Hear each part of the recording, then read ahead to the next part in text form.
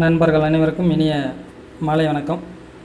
நேற்றைய தகவல் தான் சற்று தாமதமானதுனால மன்னிக்கணும். திருச்சியில் நேற்று பள்ளிக்கல்வித்துறை அமைச்சர் அன்பில் மகேஷ் பொய்யாமொழி பேட்டி கொடுத்திருக்கிறாரு.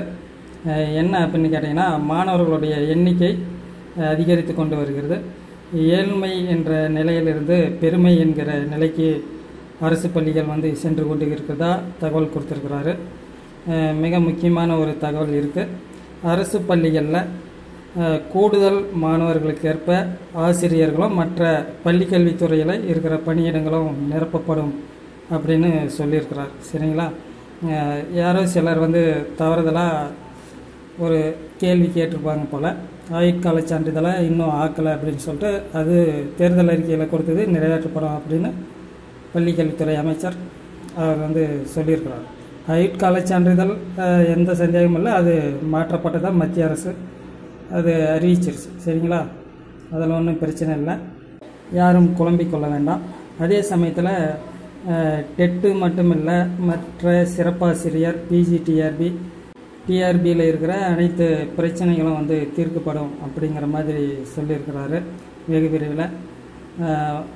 இன்னொரு முக்கியமான விஷயம் என்னன்னு கேட்டிங்கன்னா,